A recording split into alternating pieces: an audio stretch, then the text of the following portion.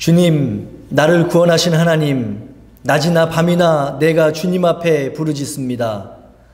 내 기도가 주님께 이르게 하시고 내 부르짖음에 귀를 기울여 주십시오. 아, 나는 고난에 휩싸이고 내 목숨은 스올의 문턱에 다다랐습니다. 나는 무덤으로 내려가는 사람과 다름이 없으며 기력을 다 잃은 사람과 같이 되었습니다. 이 몸은 또한 죽은 자들 가운데 버림을 받아서 무덤에 누워있는 살해된 자와 같습니다. 나는 주님의 기억에서 사라진 자와 같으며 주님의 손에서 끊어진 자와도 같습니다. 주님께서는 나를 구덩이에 밑바닥 칠흑같이 어두운 곳에 던져 버리셨습니다. 주님은 주님의 진노로 나를 짓눌렀으며 주님의 파도로 나를 압도하셨습니다. 셀라. 주님께서는 나의 가까운 친구들마저 내게서 멀리 떠나가게 하시고 나를 그들 보기에 역겨운 것이 되게 하시니 나는 갇혀서 빠져나갈 수 없는 몸이 되었습니다. 고통으로 나는 눈마저 흐려졌습니다. 주님, 내가 온종일 주님께 부르짖으며 주님을 바라보면서 두 손을 들고 기도하였습니다. 주님은 죽은 사람에게 기적을 베푸시렵니까? 혼백이 일어나서 주님을 찬양하겠습니까? 셀라. 무덤에서 주님의 사랑을, 죽은 자의 세계에서 주님의 성실하심을 이야기할 수 있겠습니까? 흑암 속에서 주님의 기적을, 망각의 땅에서 주님의 정의를 경험할 수 있겠습니까? 주님, 내가 주님께 부르짖고 첫 새벽에 주님께 기도드립니다. 주님, 어찌하여 주님은 나를 버리시고 주님의 얼굴을 감추십니까? 나는 어려서부터 고통을 겪었고 지금까지 죽음의 문턱에서 살아온 몸이기에 주님께로부터 오는 그 형벌이 무서워서 내 기력이 다 쇠잔해지고 말았습니다. 주님의 진노가 나를 삼켰으며 주님의 무서운 공격이 나를 파멸시켰습니다. 무서움이 날마다 홍수처럼 나를 에워쌌으며 사방에서 나를 둘러쌌습니다. 주님께서 내 사랑하는 사람들과 이웃을 내게서 떼어놓으셨으니 오직 어둠만이 나의 친구입니다. 아멘. 할렐루야. 오늘 본문의 시인은 정말 제정신을 가지고는 살 수 없을 것 같은 그런 극심한 고난 가운데 있습니다. 만일 이웃들이 그의 형편을 알게 되었다면 그저 쉬쉬하고 피하면서 서로들 아무 말 하지 말자라고 할 그럴 상황입니다. 여러분은 정말 어려운 일을 당한 사람들을 향해 보통 어떻게들 하십니까? 아마도 쉽게 다가가서 아는 채 하지 않을 거예요. 이웃이 당하고 있는 그 어려움에 대해서 뾰족하게 해줄 게 없어서 그렇죠. 때문에 그냥 그저 바라보기만 하는 겁니다. 어떻게든 이겨내서 다시 희망을 갖기를 바랄 뿐이죠. 오늘 본문의 시인이 바로 그런 형편에 있었습니다. 여러분, 이 시편의 기자인 시인 어떻게 하면 좋을까요? 그리고 성도인 이 시인을 향하신 저와 여러분의 하나님의 마음은 무엇일까요? 일반적으로 성도들의 삶은 일률적이지는 않습니다. 어떤 성도는 예수님을 만난 다음에 세상적으로도 참 잘 됩니다. 반면에 또 어떤 성도는 똑같은 예수님을 만나서 믿고 살아가지만은 가난할 수 있습니다. 심지어 일반 사람들도 겪지 않는 가슴 아픈 일을 겪기도 합니다. 사실 이 성도가 세상적으로도 잘된 성도보다 믿음이나 사람 됨됨이에 있어서 훨씬 더 나은 사람인데도 그럴 수 있습니다.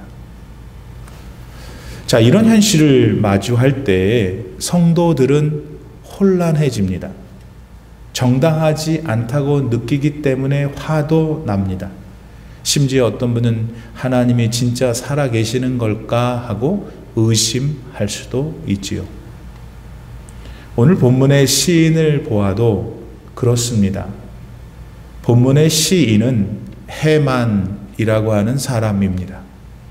그는 무슨 질병에 걸려서 죽게 되었는지 참 괴로운 시간들을 지금 보내고 있습니다.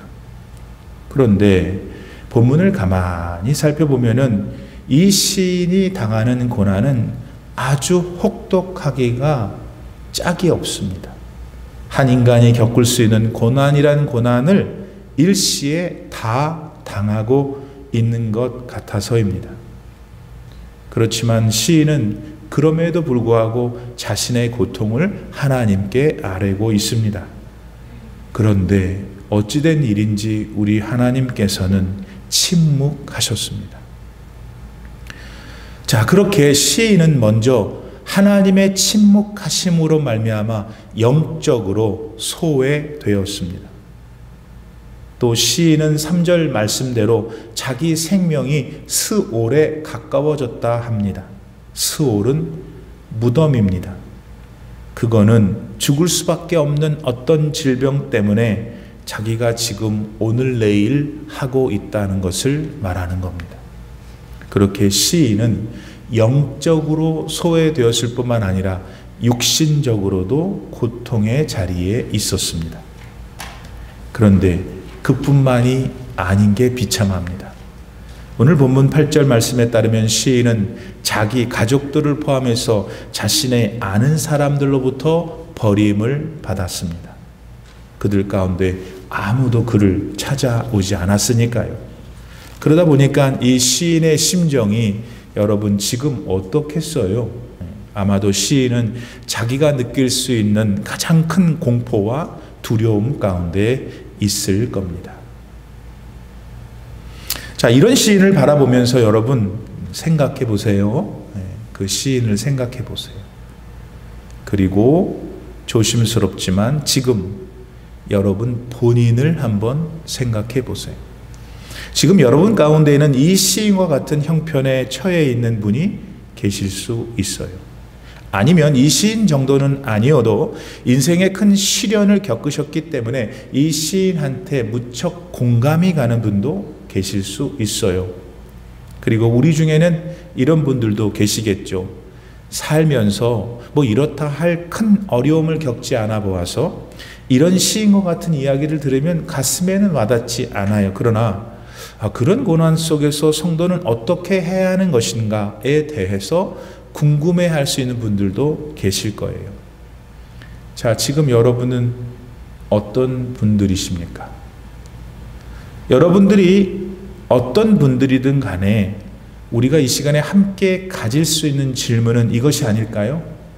뭘까요? 오늘 본문의 주인공 해만, 그 시편 기자에 대해 하나님은 무엇을 생각하고 계실까 하는 것입니다. 우리는 오늘 본문 말씀을 통해서 인생의 칠흑 같은 고난에 대한 하나님의 뜻을 배울 수 있어야 합니다. 그래서 전염병으로 혹은 우리 미국 내 정치로 아니면 여러분 개인이 현재 겪고 있는 삶의 역경 속에서 더욱더 성숙한 성도들로 성장하시기를 바랍니다. 먼저 본문 말씀에는 한 가지 특이한 점이 보여요. 여러분도 보이죠? 그게 뭘까요? 이 시편은요, 시인의 절망과 탄식에 대해서만 그리고 있어요. 시인이 절망한 자신의 삶, 그 삶에서 오는 괴로움, 그것에 대해서 하나님 앞에 탄식하는 것만 보이지 다른 거 안 보여요. 그런데 여러분, 다른 대다수의 시편들은 절망과 탄식을 표현한다 하더라도 그 시의 끝부분에는 반드시 하나님께서 도우셔서 내 삶은 결국 승리할 것이라는 기대와 소망을 넣게 마련이에요. 그런데 유독 이 시편 88편만 없어요. 오히려 시편 기자 헤만은 이 시의 맨 마지막 절인 18절 말씀에서 이렇게 말합니다. 주님께서 내 사랑하는 사람들과 이웃을 내게서 떼어 놓으셨으니 오직 어둠만이 나의 친구입니다. 이렇게 시편이 끝나요. 시인이 마지막으로 남겨놓은 건 자기 친구로부터 다 무시당하고 아무도 없고 오직 자기 친구는 어둠뿐이라는 겁니다. 이것이 성경이고 이것이 여러분이 저와 함께 읽은 시편 88편의 결말입니다. 다시 말해서 시인에게는 어떤 희망도 어떤 기대도 없는 것 같아 보입니다. 더군다나 자신이 하나님께 그렇게 간절히 드렸던 기도에 대한 응답도 없어 보이는 결말입니다. 자, 여기서 그러면 왜 우리 하나님은 굳이 이런 은혜가 안 되는 시편을 성경에 남겨두셨을까 하는 겁니다.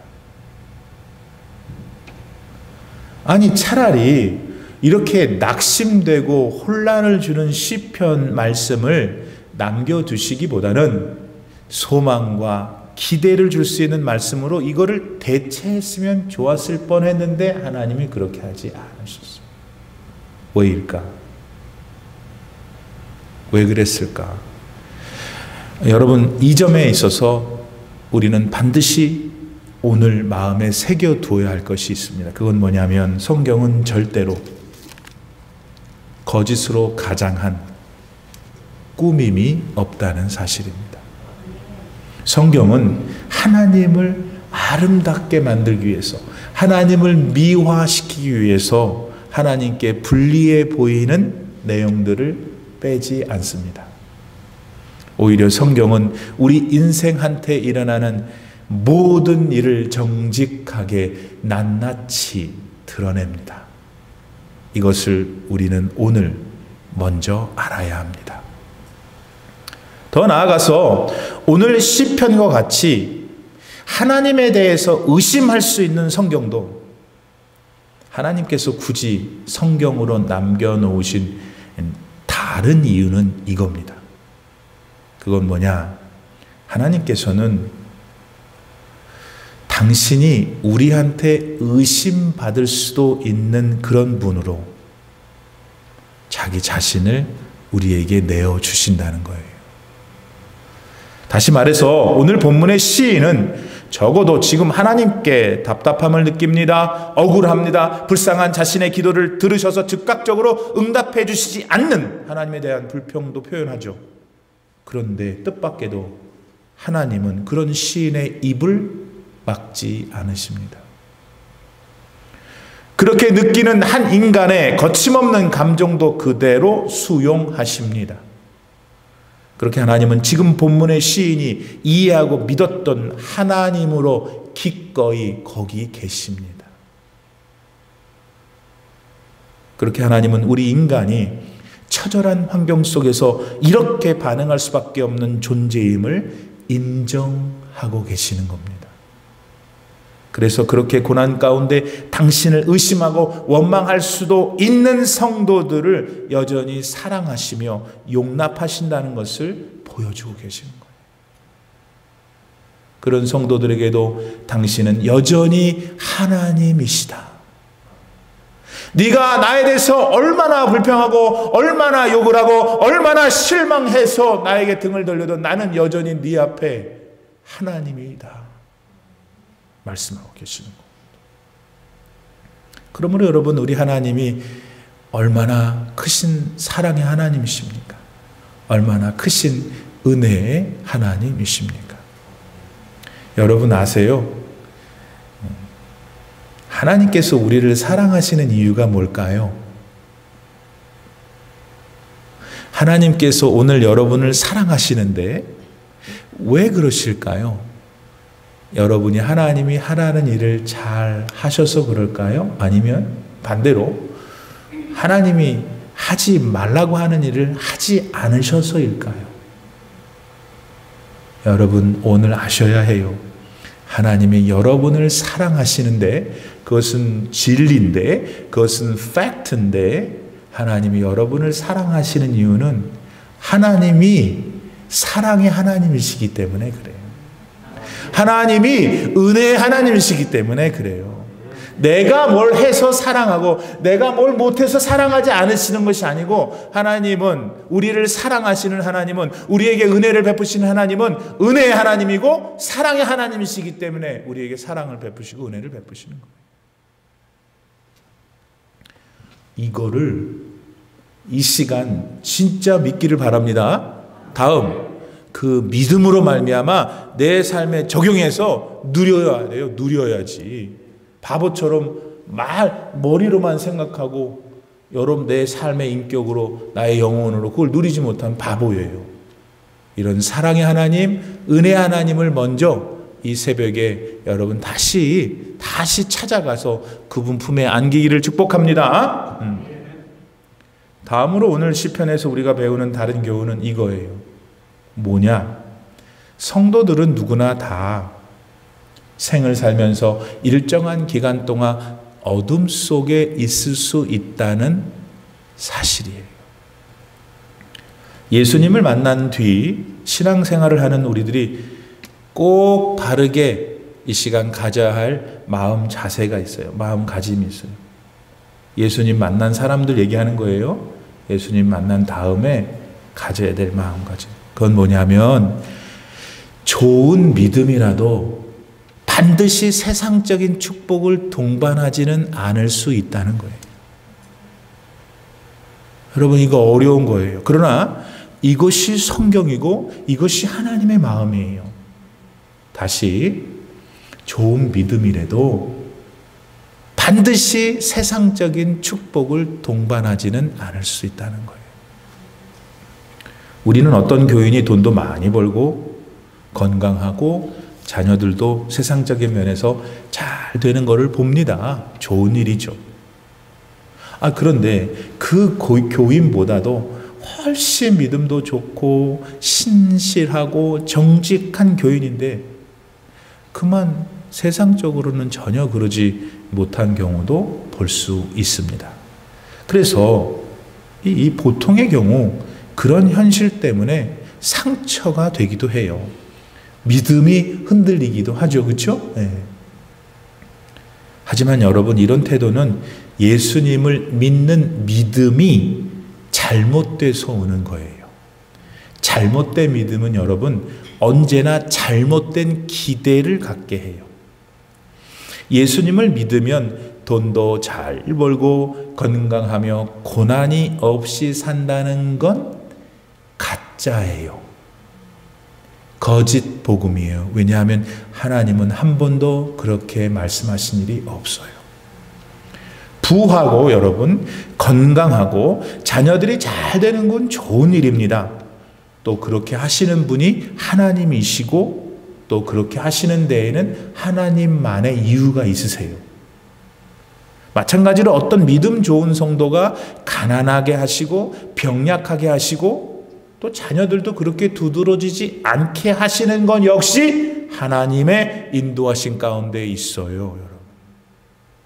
그 성도에게는 어두움의 시절이어도 그렇게 인도하시는 분이 하나님이실 때 성도는 그것을 믿음으로 수용할 줄 알아야 해요. 그렇게 하실 수 있는 하나님을 그대로 믿는 게 예수 믿는 거고 그대로 믿는 게 말씀을 믿는다고 하는 거예요. 그리고 그 믿음 위에 바로 서 있을 때 잘 들으세요. 매일매일 그 하나님이 바로 그 사람을 인도해 가세요. 그리고 결국 하나님 나라에도 들어가게 해주시죠. 이런 보석과 같은 찬란한 기쁨을 이 찬란한 기쁨을 잔잔하게 매일 매순간 누리며 사는 게 신앙의 즐거움이에요. 간혹 머물렀다가 갈 수 있는 인생의 어두움을 견딜 수 있는 힘이죠. 성경의 많은 인물들은 이것을 알았고 믿었어요. 그리고 그 믿음 위에 성도의 삶에 찾아올 수 있는 어두움을 받아들였죠. 그리고 그 안에서 언제나 승리했어요. 그 어두운 환경 가운데 언제나 떠나지 않고 자기들과 함께 계신 하나님을 체험했기 때문이죠. 하나님이 나와 함께 하신다는 그 체험과 그들은 세상에서 더 좋은 차, 더 좋은 집, 더 좋은 자녀들의 부 바꾸지 않았어요. 왜냐하면 그거 경험한 사람은 그거 안 바꾸려고 그렇죠. 우리 올림피아나 장로교회 성도들은 이 믿음의 수준에 있어야 해요. 여러분 그런 믿음 되시기를 간절히 바랍니다. 그러므로 오늘 우리는 알아야 합니다. 성도의 인생에도 얼마 동안 어둠이 있을 수 있다는 것. 그러나 그 어두움 가운데서도 혼자가 아니게 하시며 언제나 하나님이 동행하신다는 사실 놓치지 않는 저와 여러분 되기를 바랍니다. 더 나아가서 하나님은 언제나 성도의 어두운 시절을 가장 선하게 역전시켜요. 아멘 크게 하세요. 너무 감동이 되니까 입만 벌리고 계십니다.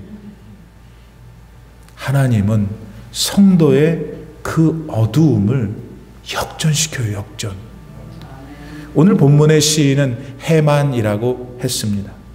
역대상 6장 33절을 보면은 해만은 여호와의 성전에서 찬송하는 자였어요. 본인도 찬송을 잘 불렀을 뿐만 아니라 하나님께서 하나님께 드리는 제사를 드려질 때 모든 찬송들을 지휘하고 감독했던 사람 해만입니다. 그랬던 해만이 오늘 시편 88편을 기록하는데 그 내용이 너무 어둡습니다. 소망과 기대와 감사가 전혀 없죠. 그러기에 하나님이 이 해만을 버리신 것 같습니다. 해만의 어두움에 대해 하나님께서 나 몰라라 하셨던 것 같아 보여요. 그렇죠, 여러분? 그러나 그것이 과연 그럴까요? 해만은 형제의 지간이었던 고라 자손들과 함께 이 시편 이외에 10편의 시들을 기록하거나 함께 연주했습니다. 그 시편들은 시편 42편, 44편에서 49편, 시편 84편, 85편, 그리고 87편들입니다. 해만이 살던 당시 이스라엘 백성들은 이 시편들을 통해 하나님을 찬양했습니다. 그들의 믿음을 새롭게 하는 방편으로 이 시들을 사용했죠. 그런데 그 일을 누가 했어요, 여러분? 레위 자손들이 했습니다. 그중 하나가 바로 해만입니다. 오늘 시편 속에서 깊고 깊은 어두움 가운데 헤매있던 바로 그 해만이 했습니다.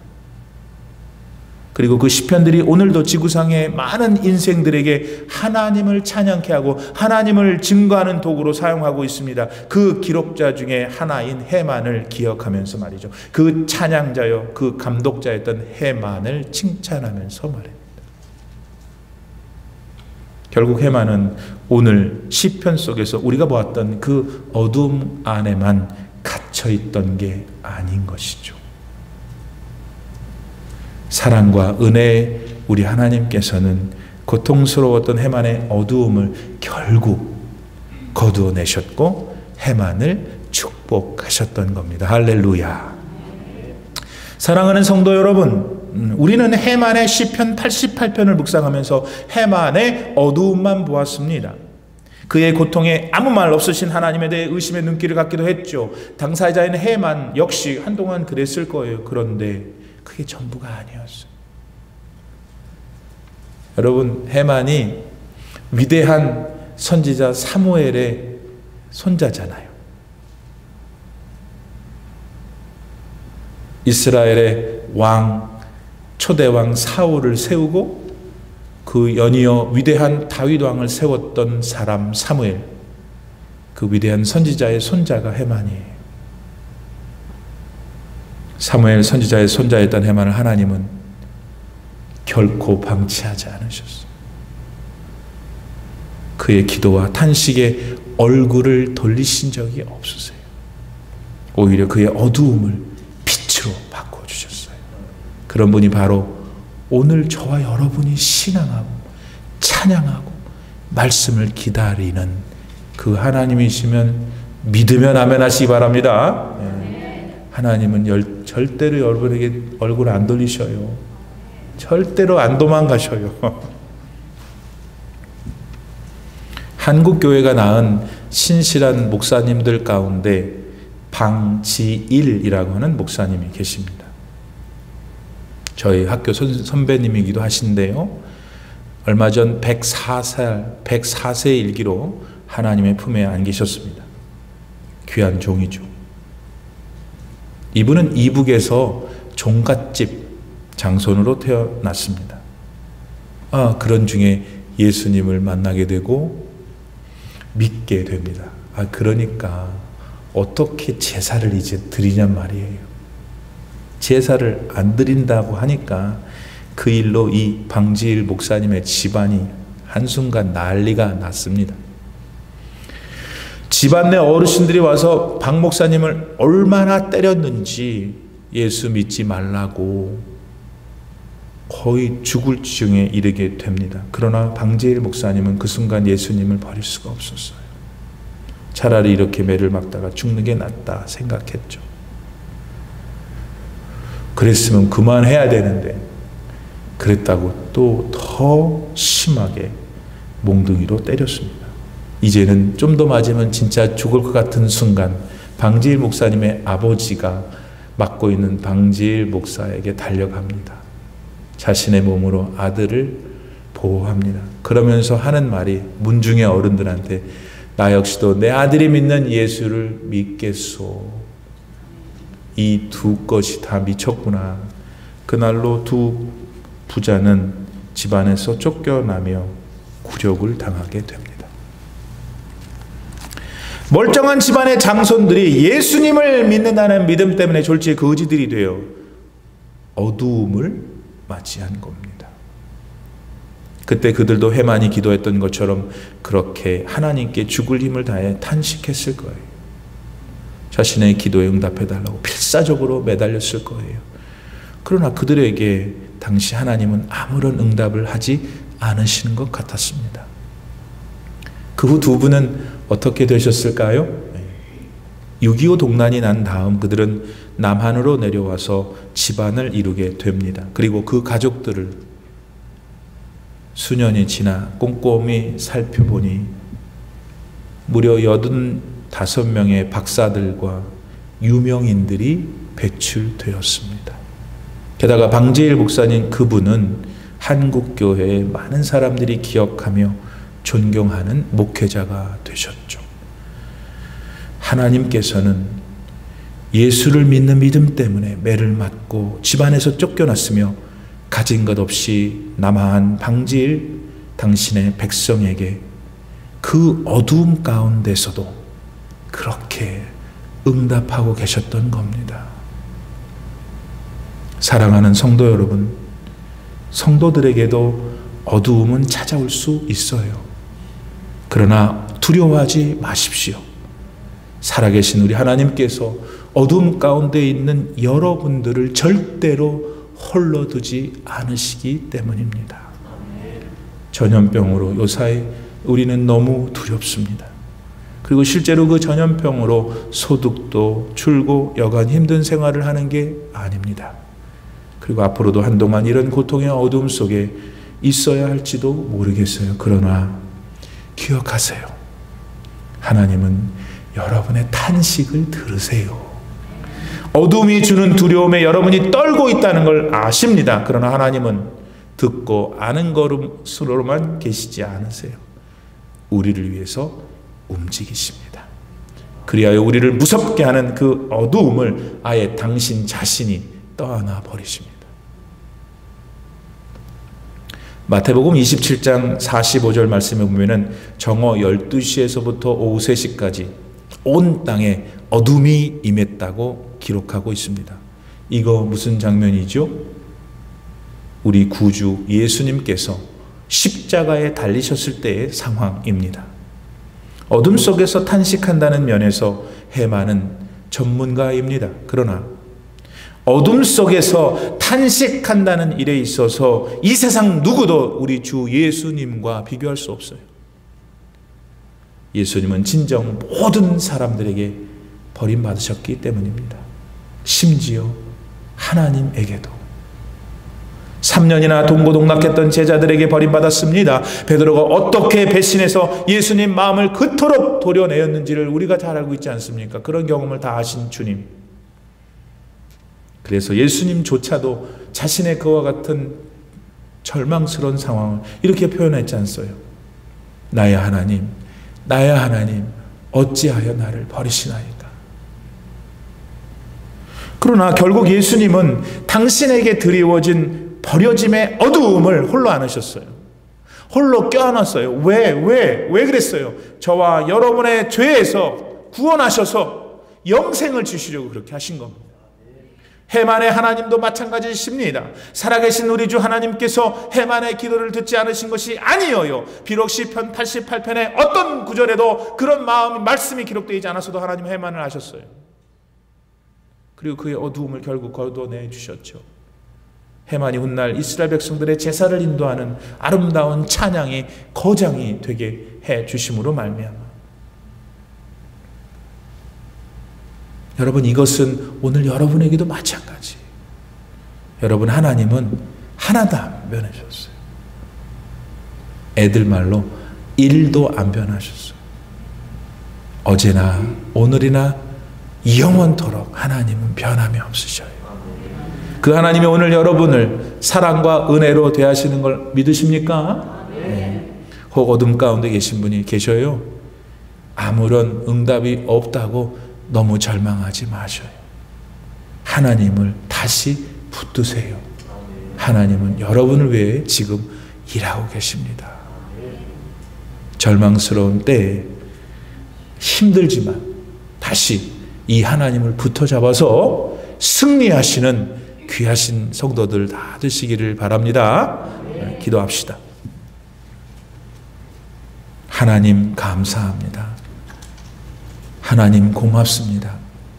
하나님을 향한 우리의 연약한 믿음을 새롭게 하시고 강하게 하셔서 여전히 나와 동행하시며 나를 떠나지 않으시며 나의 슬픔과 아픔과 고통을 치료하시고 가장 선한 길로 역전시키는 하나님을 믿습니다. 그 믿음의 능력과 열매가 우리 성도님들의 인생 가운데 넘치게 하시옵소서. 그리하여 세상은 결단코 줄 수 없는 하늘의 평강이 우리 성도님들 가운데 충만케 하시옵소서. 예수님의 이름으로 기도드립니다.